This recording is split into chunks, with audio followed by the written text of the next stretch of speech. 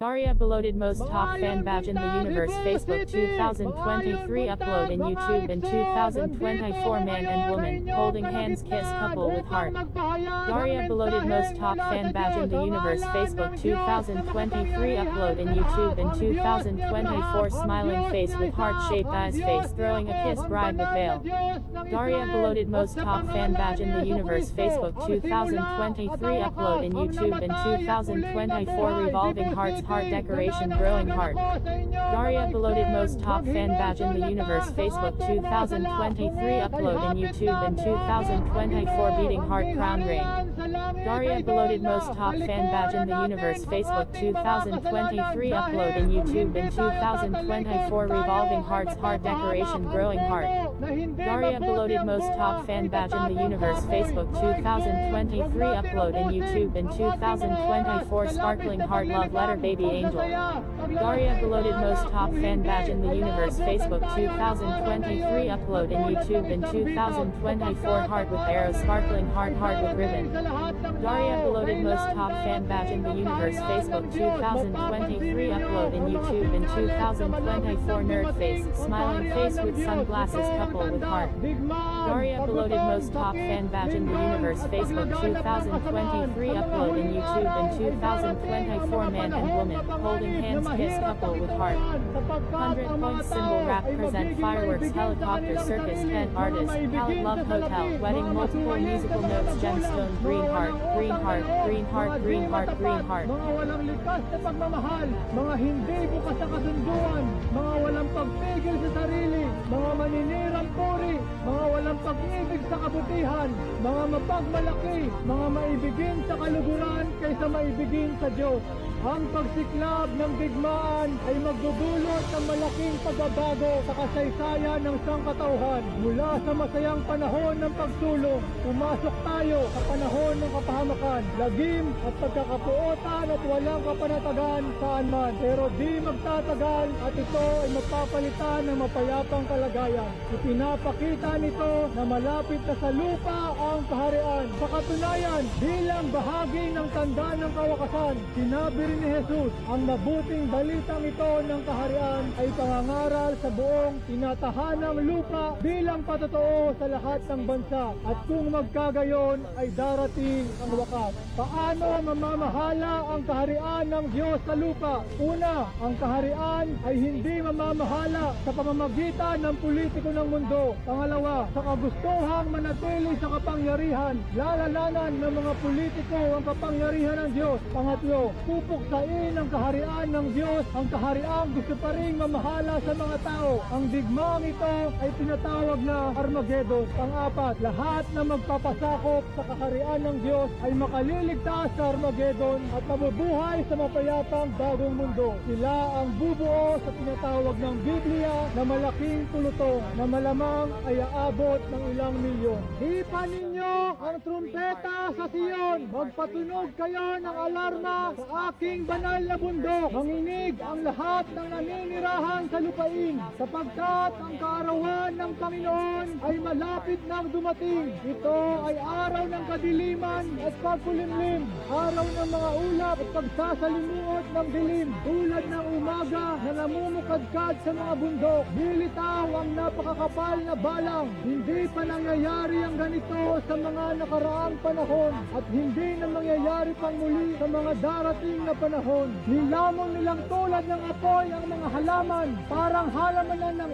Eden ang lupain bago sila dumating. Ngunit naging malungkot ang ilang nang ito'y kanilang iwan at wala silang itinira. Parang kabayo ang kanilang mga anyo, parang mga ngabayo kung sila ay tumatakbo, parang rumaragas ang karwahe sa ibabaw ng bundok kapag sila ay dumadaan, parang tunog ng naglalagablab na apoy na sumusunog ng dayami. Nakahanay sila tulad ng isang hukbo na handang makipagdigma. Sa harap ng kanilang mukha, ang mga tao ay lubhang nahihirapan. Ang lahat ng mukha ay namumutla. Sila'y tumatakbo na parang mandirigma. Umaakyat sa pader gaya ng kawal. Walang lingon-lingon sila silang sumusugod at hindi nila binabago ang kanilang hanay. Hindi rin sila nakikipagtulakan. Lumalakad sila sa kanilang landas. Kapag sila ay mahulog sa tabak, hindi sila masusugatan. Nilulusog nila ang lungsod. Inaakyat ang mga pader. Pinapasok ang mga bahay. Lumulusot sila sa bintana gaya ng magnanakaw.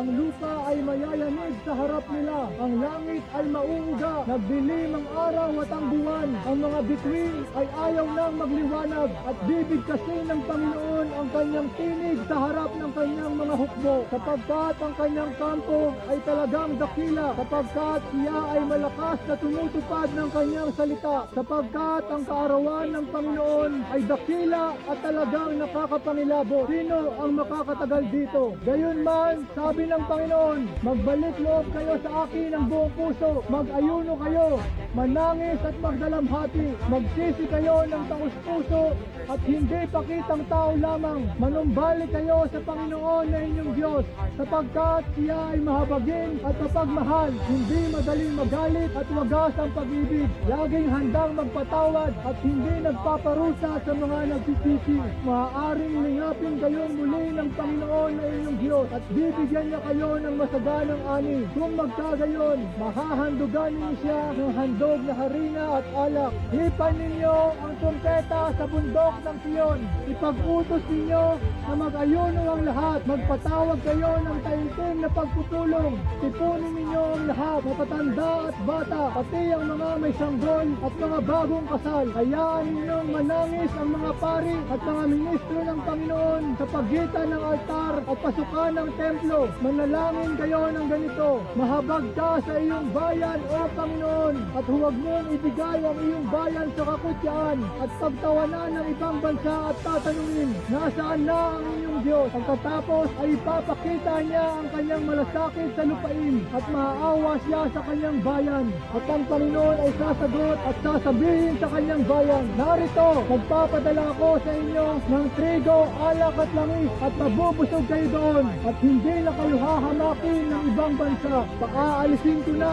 ang mga hukbong galing sa hilaga at itataboy ko ang iba sa disyerto at ang mga pangunahing hanay ay tataboy ko naman sa dagat sa kilangan at sa dagat sa hilaga naman ang mga nasa hulihan. Aalingasaw ang baho ng kanilang bangkay. Lilipulin ko sila dahil sa lahat ng ginawa nila sa inyo. Huwag kang matakot o lupain. Maghalak ka at magsaya sapagkat ang Panginoon ay gagawa ng mga dakilang bagay. Huwag kayong matakot, kayong mga hayop sa bukid, sapagkat ang mga pastulan sa ilang ay sisibol. Ang mga punong kahoy ay mamumunga. Ang mga puno ng igos at puno ng ubas ay mamumunga ng sagana. Kaya't kayo ay magsaya, kayong mga taga-Siyon. Maghalak kayo sa Panginoon na inyong Diyos, sapagkat binigyan niya kayo ng dating ulan na katamtaman. Pababagsakin niya sa inyo ang ulan, ang dating ulan at huling ulan sa unang buwan. Ang sahig ay mapupuno ng trigo, aapaw ang alak at langis, at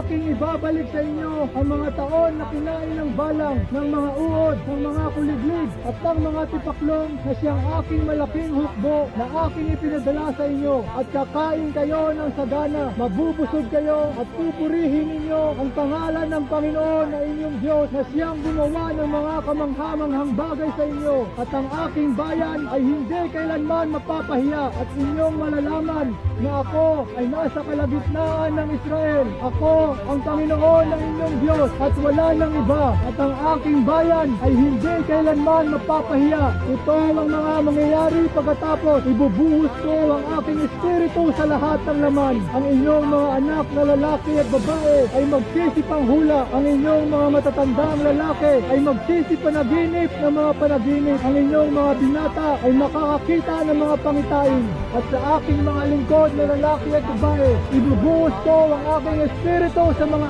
araw na iyon. Magpapakita ako ng kababalaghan sa langit sa itaas, mga palatandaan sa lupa sa ibaba, dugo, apoy at singaw ng usok. Ang araw ay magdidilim at ang buwan ay magiging dugo bago ang pagdating ng dakila at kakilakilabot na araw ng Panginoon. At mangyayari ang sino mang tumawag sa pangalan ng Panginoon ay maliligtas, sapagkat sa bundok ng Sion at sa Jerusalem ay magkakaroon ng pagliligtas gaya ng sinabi ng Panginoon, at ang mga matitira sa tatawagin ng Panginoon.